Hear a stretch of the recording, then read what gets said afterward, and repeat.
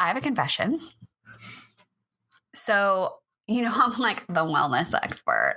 And I've been meditating for years. And this week I learned that I didn't really know how to do it like at all. And that I was really like terrible at meditation and being in the present and now. And like, we're going to talk about it more. But it was just also a very great lesson that even when you think you know what you know, there's always room to still have a beginner's mind and to still be a student.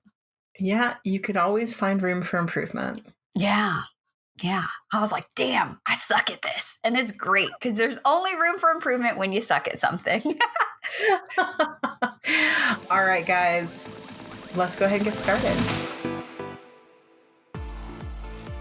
Hi, I'm Sybil Solon. I'm an esthetician and spa owner. And hi, I'm Alex Ellis. I'm a body nerd and wellness expert, and we are business besties. And bosses. Running your own business, it's hard. But we are terrible employees, so we're figuring it out. I've already figured it out, but we promise to share everything we know about what it takes to make six figures and beyond. And be brutally honest about what works and what totally sucks. A bunch of it totally sucks. So let's get started. My God, does it ever? But you know what doesn't suck about being your own business person and business owner and entrepreneur? It's having control of your schedule. I just have to say, like, very grateful for that right now. Because I've been having a number of days where I was like, fuck it, I don't care anymore. And that's okay. I slept all day yesterday. Yeah, it's important. It's very important. Okay, so today's topic, we're both super, super stoked on. We are going to talk about money. And if that makes you feel uncomfortable, put your headphones in, sit down, and listen, because this is such an important conversation to have. It's not just about how much money you're making or you need a budget or crap like that. Although that is all super important. We'll get to why also. Yeah. But really like thinking about why you are making the same financial and money mistakes and same patterns that you have been and how to break out of that cycle. So I started talking about, meditation. And I swear to God, I mentioned before I started therapy and my therapist was like, you have all of these tools that you can use. Like, what about being present? I'm like, oh, yeah, I mean, I meditate, but like, whatever. And then I was like, you know what? I meditate to say that I've meditated, not for like actually meditating. Right? Like the performative. I was performative. We're like one of those people who go to the gym and are like, I have the outfit on, I got the smoothie, and I'm going to stand around and look really hot. Yeah. And I might like get on a machine or whatever, but like I'm not taking it seriously, not going to have any growth. Like it wasn't really serving a purpose. But in the Calm app, I was getting those streaks, of like days of meditation, all of that. Mm-hmm. And I knew that she was like even more right when I think I did it like Saturday morning or Sunday morning. I don't know. Sat down and I was like, all right, let me use the actual app guidance because I was like, beyond that, I didn't need it. And I sit down and I sit upright. I know this is just like, oh my God. I literally can feel the tension in my chest. And the reason why I didn't meditate sitting up was like, well, I can't breathe when I do that. And I'm realizing now that it wasn't that like my diaphragm doesn't work when I'm upright, because obviously it does. I'm standing here talking to you. That was like literally like anxiety. And I was like, okay, well, let's make it more comfortable. Right. I think too, side note, realizing when it comes to money, it's way easier to do the things that feel comfortable than to actually do the work that's going to get you the growth. Like, guys, last episode we talked about courage, and this is a big courageous thing, guys. Stepping out of your comfort zone, admitting something is hard, talking about it, it's courageous. And we are going to be going really deep this episode on all of these things. And when Alex brought this up, I was like, oh my God, this is speaking to me too. And that way I know it's going to speak to all of you. Because this is the real stuff. This is the hard conversations that people don't want to have. That people want to talk around and just be like, I want to make you feel good. we don't do that here at Skinfessional. No. We get into it. Like, we want you to feel good, but we want you to also like improve and be successful. And honestly, if it were about funnels and having the product suite and having the professional website, I would be a quadrillionaire. Okay. Yeah. I'm here to tell you, it's She not has all about that. that. She's good. All of that stuff is important, but it's not about that if internally you are like making the same stupid choices that you have been making all along. Right. And we all have successful parts of our business. And then we all have parts that we're like, why am I not succeeding 100%? Why am I not a quadrillionaire? And the reason why is often because of these pieces that are holding us back. Because I've been sabotaging myself all along. And a lot of the times it's because we're not living in the now. Right. Okay. So back to this meditation, right? Yesterday's meditation was this really awesome visual. Like, imagine you're sitting, and he described it. This is Jeff Walker on Calm. He has the most beautiful voice. I love him. I don't even know him, but I love him. And he talked about just drawing everything into the center line. And that the center line connected, from the crown of your head down to the earth. And that visual like really helped me to just like, and then he was like making that noise too. Like, get to grounded, to centered. And then today he hit me in the gut. Okay. I was rude. I was offended, but I was like, damn, Jeff Walker, you are right. So what he said, and thankfully he put it as the graphic after so I could share it to the world. The reality of where you are is always more important than the ideal of where you imagine you should be. So I'm going to say that one more time. The reality of where you are is always more important than the ideal of where you imagine you should be. And when it comes to money, I've talked about before of the tens of thousands of dollars I am in debt right now. And it 1000% was because of spending to be somewhere and someone and something I wasn't. And hoping that everything will catch up to it, right? No, that's not how this works. And I call this, guys, and I talk about this as the aspirational you. And we have this, I talk about this as this is my least favorite client when I talk about clients, the aspirational client, the person who's like, I want to have this life and I want to live it. And in their mind, they're living this life already, but they're unwilling to actually do the things to make the change right now. Right. No matter what. So I now need you to look inside and see that as potentially you. And I know this hard, gives me the chills. And I was like, oh my God, Alex, you're right. I'm doing this myself. Oh my God. Whew, I'm an aspirational spender sometimes.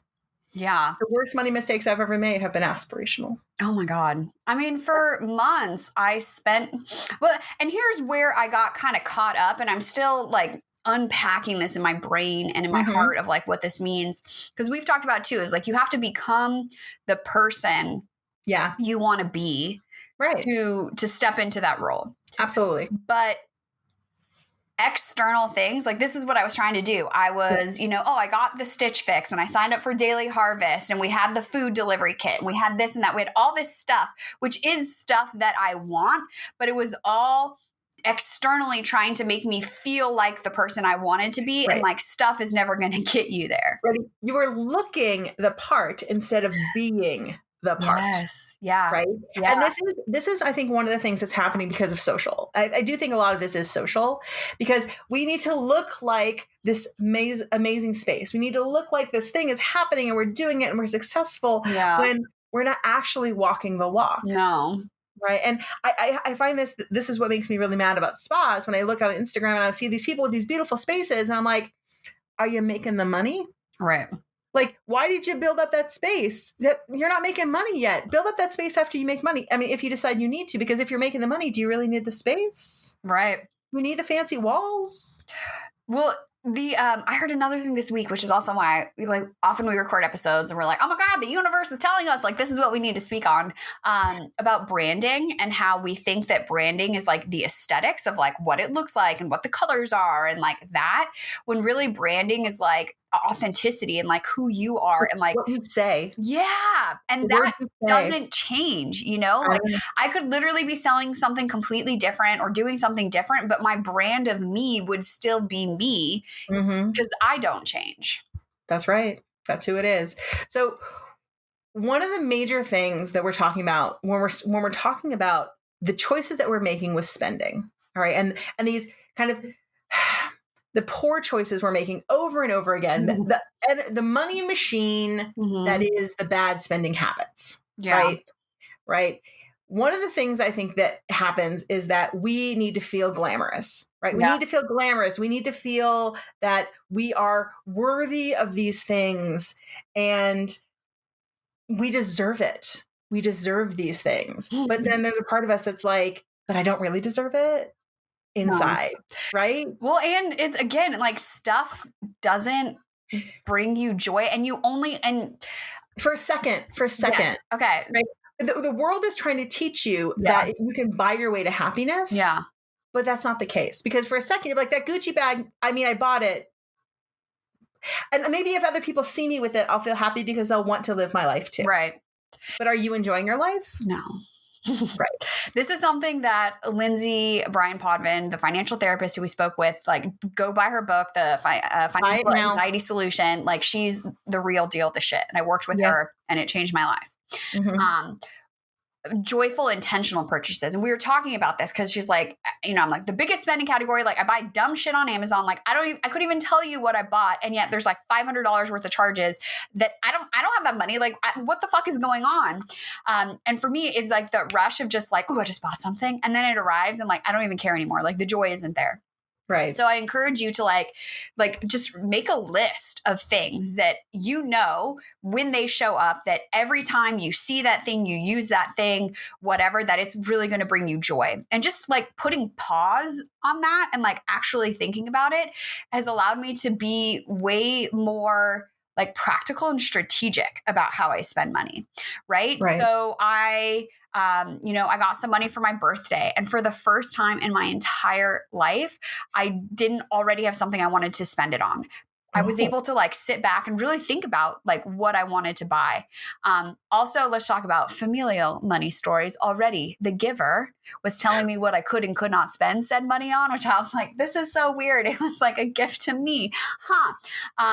But to then really think like, what would bring me joy that is everlasting? Our air fryer. I remember when we got that, this is what, $120 thing, whatever, no big deal. Every day I walk in there and every day I use it, I'm like, God, I love this air fryer. There you go. Those are the things I want to spend my money on, not some like shitty pair of like, even like underwear, like whatever is your thing, like whatever is your thing, spend your money on that. And oftentimes it takes just reflecting on what that is. Right. And the same is for your business. Yes. So let's say that you're making, and we have talked around this, guys. So let's say that for your business, you're making decisions. You're like, I want that hot new thing. Is it right for your business? Are you purchasing it for the right reasons? So I know for me, when I've been an aspirational spender, when I've been like, I want to buy this new thing, it's often because I haven't had the right compass. Like I don't know what I'm doing in my business. I'm not happy in it. I don't know where I'm going. Something's not right with what I'm doing. Right. These are the reasons why I have made poor financial choices in my business. Yeah. Poor financial, and I can think about when when I was pivoting my business, I was kind of like, I think I need to buy this thing. I'm spending my money on this. And I bought like 3 different email providers at one point because I was like, I don't know what I'm doing. Right. Well, and it's always that next thing is going to be the thing that makes $1 million. This is what I need. And then you're like, actually, I don't actually need that. And I wasted some money and I crap. Right. Yeah. So, and then you come down to the fact that you're like, what? I just need to ask my friends. And then I just need to spend money on the right thing. And maybe it's going to be more money than I expected, but it's going to be the right thing. And I'm just going to use that one thing. Right. Also, you need to be using the thing right now. Yeah. Not like, I think I'm going to need that in 2 months. So I'm going to buy it now. Right. Right. Because I'm pretty sure I'm going to need that. Everyone's using it and I'm going to need that because that's where I'm going to be. No. You buy the thing you need now, and then you just wait. Because you have to imagine, and Alex is very good at this because she runs her business on a shoestring. And she reminds me all the time, she goes, Sybil, you don't need that yet. You're not there. Run it like you're poor. Run it like me. I know, because you buy stuff on freaking AppSumo all the time. I do. I have an AppSumo problem, but I love it. It's so funny. No, yeah, that's super true of like spending money on stuff that you need right now.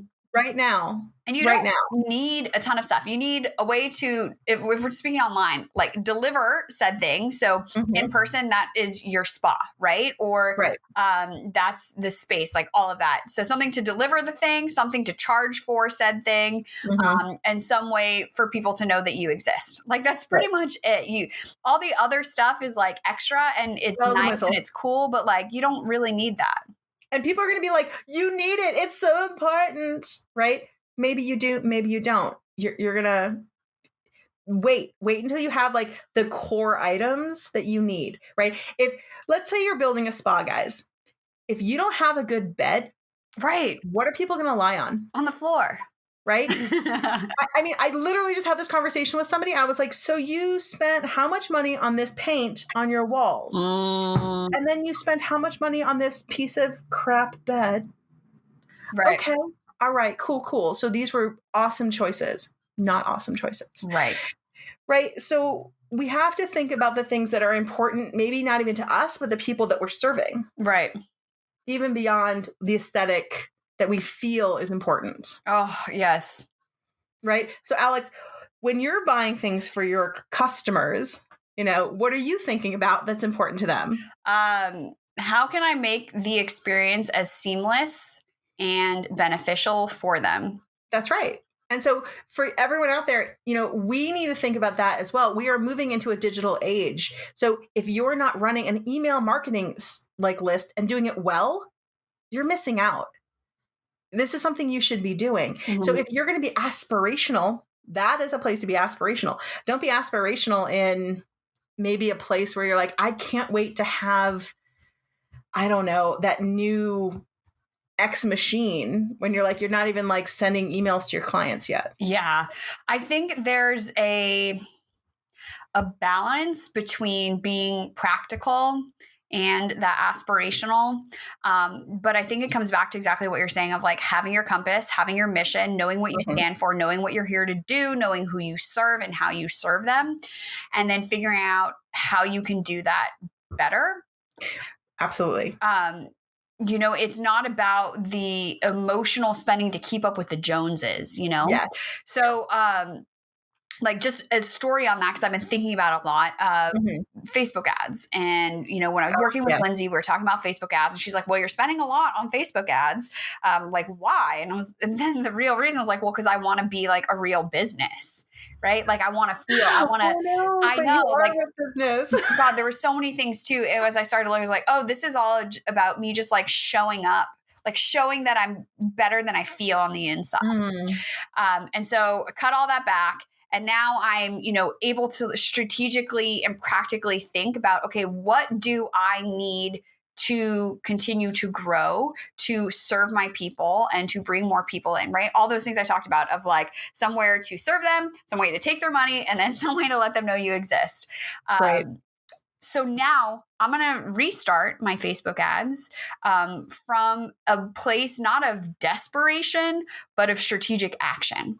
And so I think that's a subtle difference. So it's the same thing of I'm running Facebook ads, but the emotion and behind it is completely different. And like, that's what we are talking about.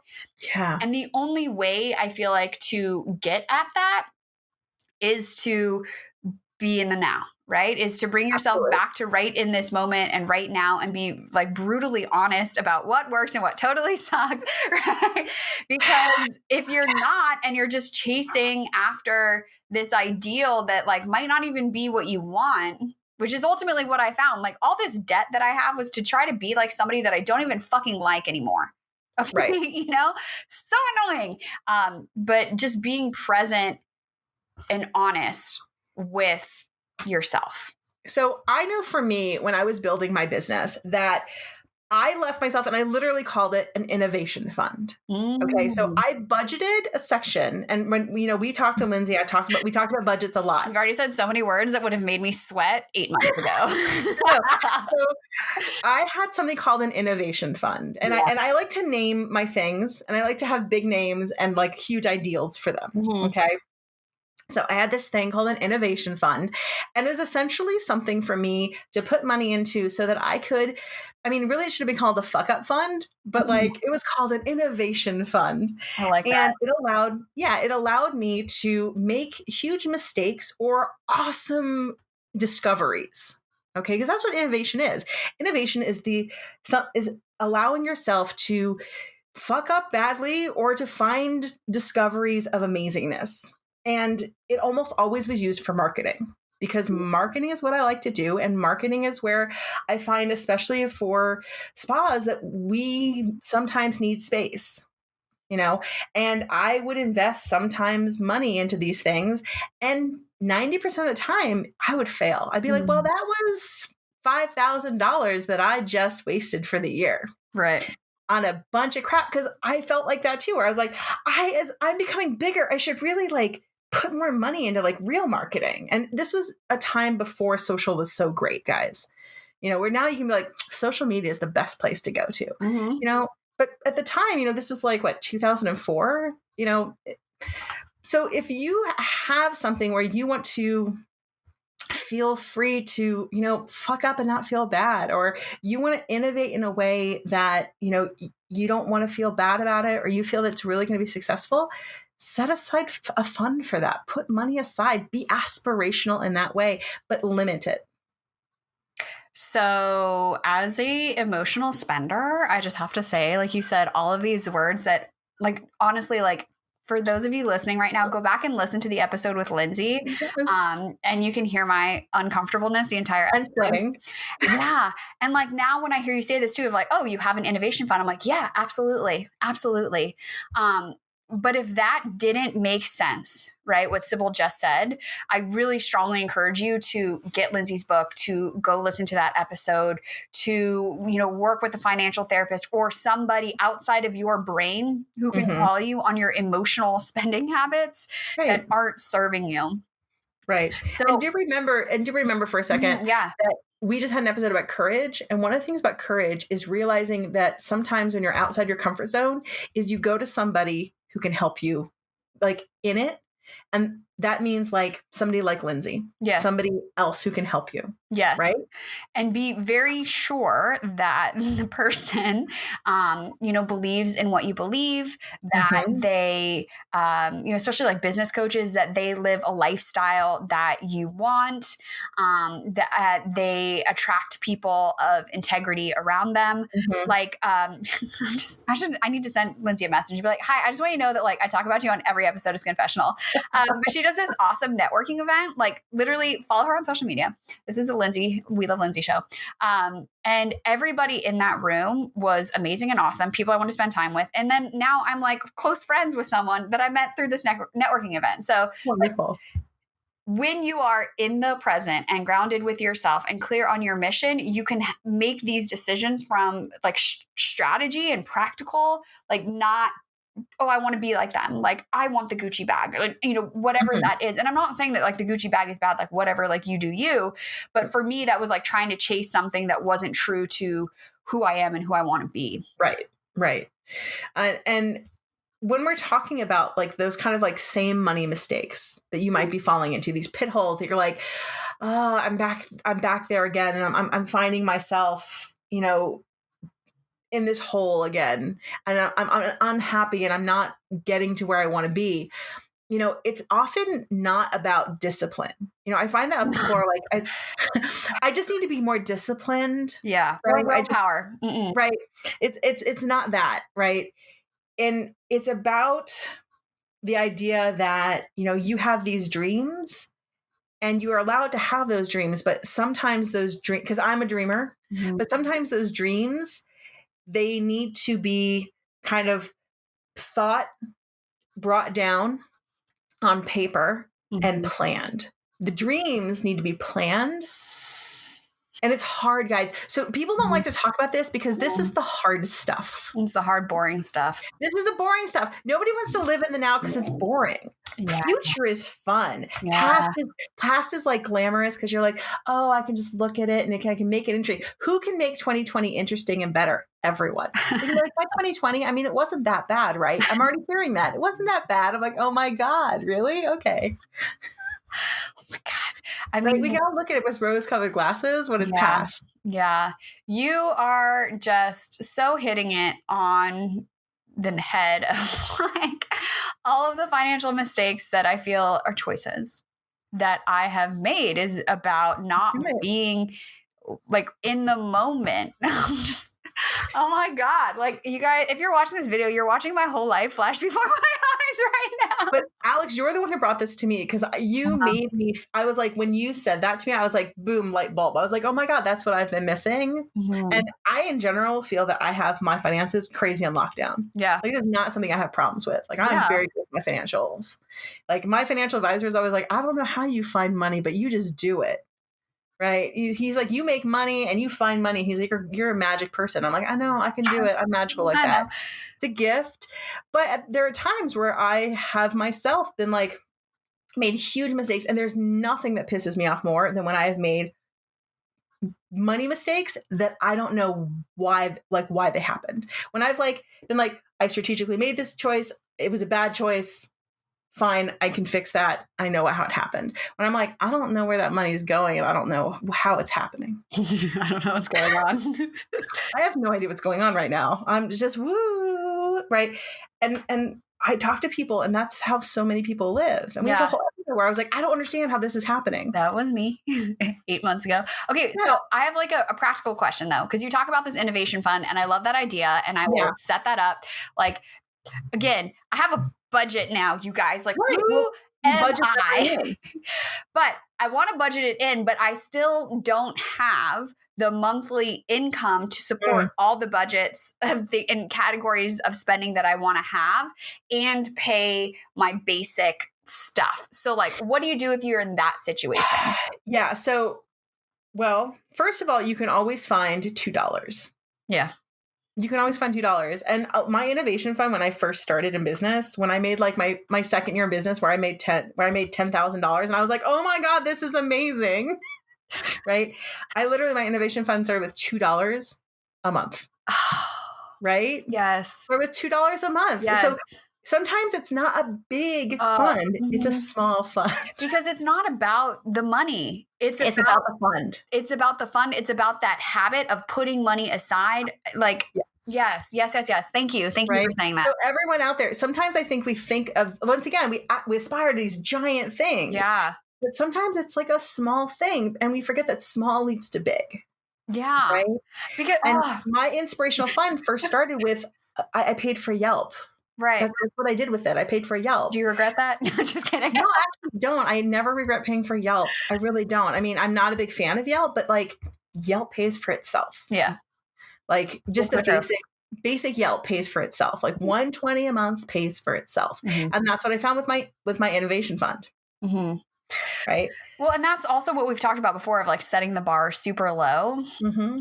Just that basic, very low. It's the habit. And also, I think we've talked about this before as well, but like profit first. That is one thing I set up, I call them my offshore accounts in that they're bank accounts that I don't have linked to any of my like tracking stuff. So I legit do not know how much is in that account. And it's great. Out of sight, out of mind. I know that that's how my brain has to work. So I hide it from myself like I'm a toddler. But I have been putting twice a month, I go into my financials. I look at what's in my checking account. A percentage of that immediately goes to a tax account. A percentage of that immediately goes to what I call a profit account, which ends up just being let's pay off another bill account. But the fact that, again, we're looking down April, tax time, and I know that I already have the money to pay my tax preparer. I have the money to pay my taxes. Like I'm covered. And if anything, this stuff that might be making you want to throw up and want to die on the inside, like I would rather like not have some like a new pair of jeans and know that I can pay my taxes without having to like scrounge up money and find money. Like, So if you don't want to call it a budget, call it whatever the hell you want to call it. Yeah. But like put money aside, even $1 at a time. I'm literally going to go into my budget and put an innovation fund and start putting money towards that. Thank you. I'm very excited because So the major funds that I always, for my business, what I always kept was I kept my quarterly tax fund because let me tell you, that stuff sneaks up on you. I always kept my retail sales tax separate, which I don't think you really have, but retail sales tax was always separate. Yeah. It's not your money. Right. Gift certificates, they always went into a separate account because guess what? Until they come and spend them, that's not your money. It's not real money, guys. It's it's monopoly money. It's not real. Right. So people are like, oh my God, I can't wait to get my gift certificates because I need to pay rent. I'm like, girlfriend, you can't pay rent yet. It's not money.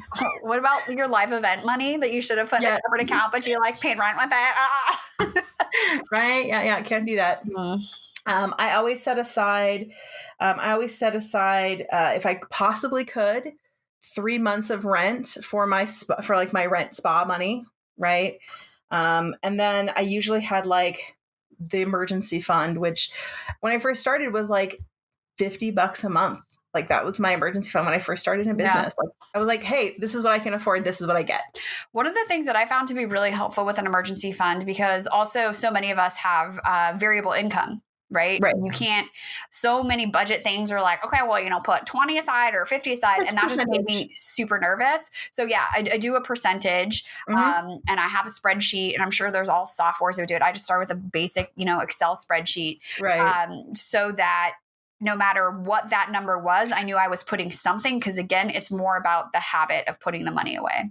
Absolutely. Yeah. And I'm trying to think, I don't think I never did percentages. I always just did like amounts, but I also made essentially the same amounts. And the times that I didn't, I just like, well, I guess I'm poorer this month because that has to pay. Like I was very hardcore about my funds. I was like, these are going in the funds and that's how it is. And that's where we're at right now. Wish I would have been there sooner, but you know what? I had to learn the lesson in my own time. Yeah. I mean, and your accounts are your accounts, guys. How you run them is your choice, and I would say start small, because having something in there is better than having nothing. I mean, okay, let's talk. I just think back to the conversation we had with Lindsay, and I was literally dying on the inside. One thing, like, I'm not a huge fan of his, white patriarchal bullshit, but Dave Ramsey has some good things he shares. One of which is like, get $1,000 in your emergency fund. And something like I think it's like 40%, only 40% of people can actually cover like a $500 expense or something like that. Yeah. I mean, it's not a lot of us. So I percentage-wise prioritize getting to that $1,000. And once I got to that $1,000, I brought down the percentage so I could allocate it other places. But the peace of mind that comes from knowing, and again, $1,000 is like not a lot, but like, oh, my tire blew up. Like I could cover that. And I never could before. And that's what we talk about when it's like confidence and being in the moment. Like you're not worried about other stuff. You're not having to charge it onto another card that you can't pay off. It's just being like practical and reasonable. And this is coming from someone who is emotional when it comes to money. And all I've been trying to do is get less emotional about money. But and that's how you do it. And I think that one of the things that's important to talk about to make you less emotional is the taboos around money. Yeah. Right. Yeah. And first of all, you need to talk about money. Yeah. So I think it's really hard. People feel really uncomfortable talking about money. And that's an American thing. Yeah. Right. That we don't talk about money. The more you talk about it, the less uncomfortable it becomes. Yep. Right. You're just like, let me talk to you about money. Let me talk to you about my finances.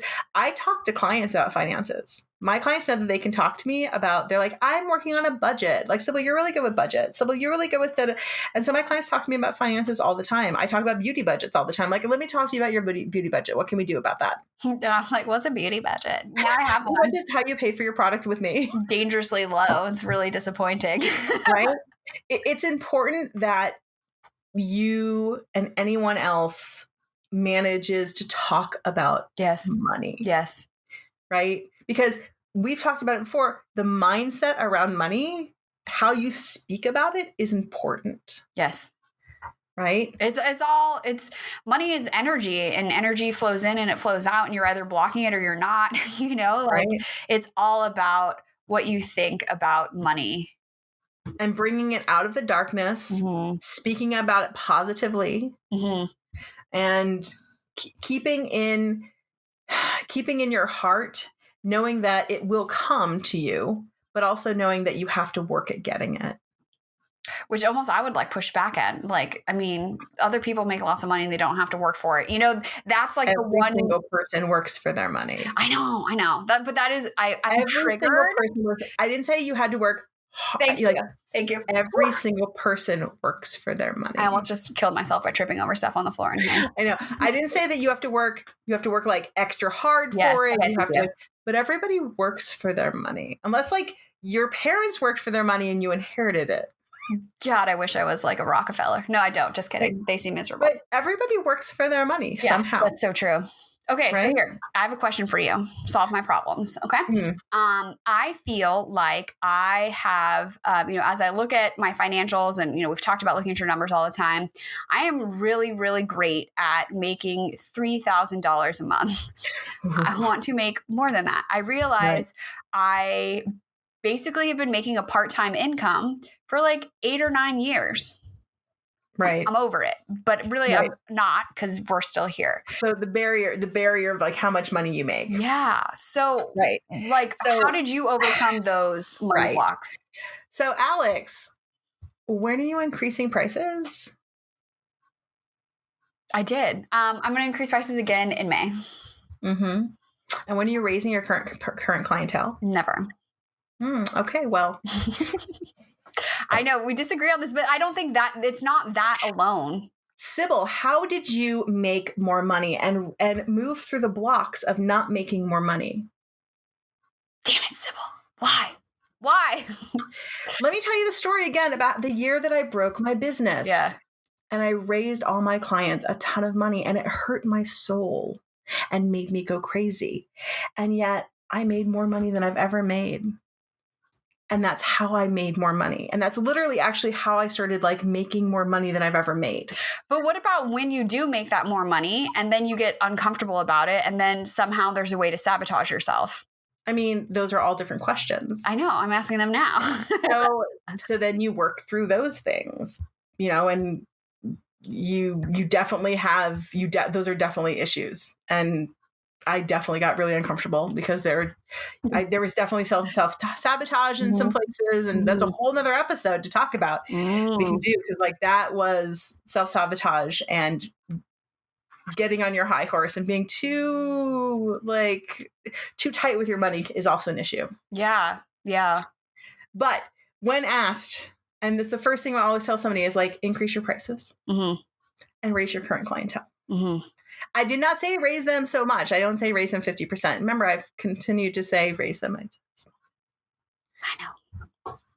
But when looking at how to kind of break through that wall when you're like, I'm not making more money. I can't seem to get through making more money. It's almost always you need to increase prices. And it's across the board. Everyone needs to be increased, period. And if there's something inside you that's blocking you from that, you need to just look to see the reason why. And it's usually a limiting factor if somebody has told you that you shouldn't. And once again, Innovation Fund, sometimes people tell you things and you believe it and they're wrong. We have these ideas that, everybody's doing it this way. They're not right. They just made a choice and everyone's followed it. Right? I make choices all the time that people don't believe in, and they mostly turn out fine. So true. I mean, I think that too is like one of the hardest parts of resetting your money mindset is dealing with the people around you and what they believe. I remember I learned a couple of years ago that there's certain things that I can't share with some of my closest confidants because I can't expect them to, do their own money work. Like that's their own journey. They're doing whatever. So I just keep some stuff closer to, some cards closer to the chest until I know that I can share it, not from a place of like, sensitivity when it's like really new and fresh, Right. but when I'm like, no, this is a decision I'm making and I'm confident with it. But like, especially as we're making these choices and newer decisions, it can be like, oh, I don't know. And I don't know. And so like, maybe you don't tell that certain person. Yeah. Or, And I think we all do have those people in our lives that, are kind of weighing us down in that way, that we can't talk to them about these things. yeah. Yeah. And that doesn't make them bad people. It just makes them the person that this is not the conversation to have. Right. Right. I mean, even with my dear sweet husband, I'm like, look, you do not have to be, a manifesting machine. I don't feel that I'm there consistently either. I just need you to 51% of the way be bought into this idea. So that even when those doubts come up, they can come up, but 1% more of the time you are still on this journey with me. And that could be a conversation you have with someone, or maybe it is just like, then you put up that emotional boundary of just like, I'm not going to share this with you, and that's just how it is, and I'm totally fine with that, and that brings me peace. Yeah. So if you're out there and you're thinking to yourself, this really resonates with me, and I have been feeling this, and I've been listening to the episodes, or this is the first time I'm hearing this with you guys, and I feel like I have all these emotions around money, and I've made mistakes around money, and I need to get my financial house in order. You're not alone. Especially as business owners, we struggle. One of the number one things that you will struggle with the entire time as a business owner, been doing this for over 15 years, you will struggle with your finances and money and paperwork. And the drama of owning a business is like, I think 50% of it is money, maybe 60. Right?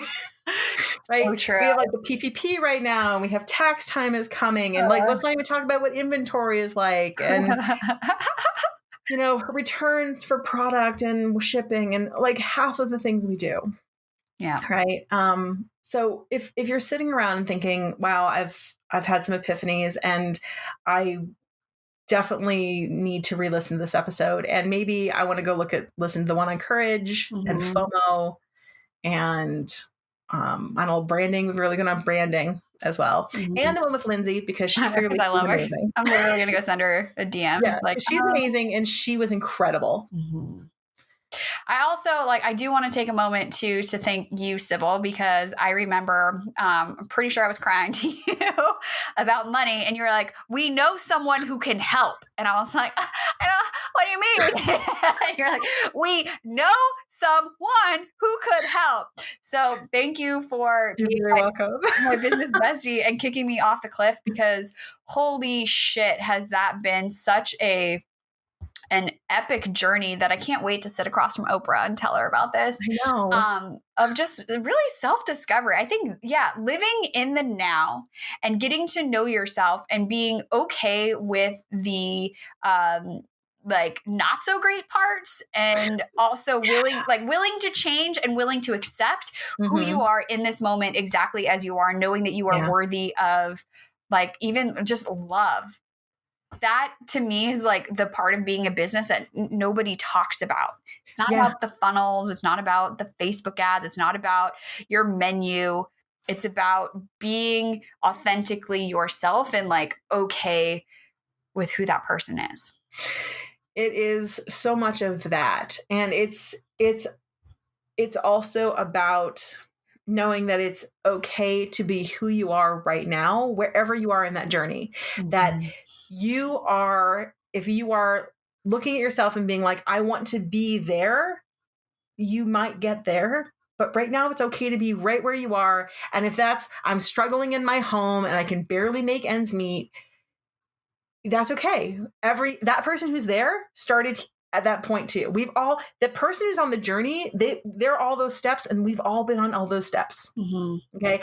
I sit and I talk to spa owners, and I say, yes, I totally made a year where I made like $310,000, but I had that year where I made $10,000, and I was so excited for that $10,000. I was so excited. Yeah. I was so excited because it meant I wasn't in the red, because I had a year I was in the red too. Guys, to be on that journey, you have to be on the entire journey. We forget that being in this moment right now is the hardest moment. No matter when that moment is, it is the hardest moment. Because even that person who seems that they're super successful, they're still struggling with something else. Yeah. Mm-hmm. Right? Everybody's demons are the demon that they have at this moment. Mm-hmm. All right. So you are going to be on your path. You're going to aspire to be who you are at this moment. While you can dream of the future, you're going to aspire to be the person you are right now. Mm-hmm. And that person is a badass. Don't you ever fucking forget it, okay? That's correct. You're totally a badass. You're totally a badass with the courage to move forward into something you're uncomfortable with and the confidence to do what you're already doing. Mm-hmm. Mm-hmm. Yes. All right. I mean, we need to just stop talking because I want it to marinate and sink in and like imprint itself on my soul. All right. I feel this is a very important topic. Yeah. Alex brought this one to us, guys, because she's hardcore. My cup is full. It runneth over. We want to hear from you as well of what was, your biggest aha or your big takeaway or what inspired you from today's episode. Mm-hmm. So find us on the socials. You can take a screenshot of this episode, tag us. The show is at Skinfessional. Sybil is at Your Skin Fitness Expert, which always takes up so many lines on my stories. It does. And I am at Hala for Mala, or you can give us a call on the Skinfessional box, which is 818-473-5277. Mm-hmm. So guys, this has been a real pleasure. Mm-hmm. I hope you make sure that you also leave us a review on leave us a review on the podcast thingies, and make sure that you like and subscribe on YouTube. Mm-hmm. All right, guys, until next week. Keep your secrets to yourself. Unless you're telling us. Okay, bye. Bye.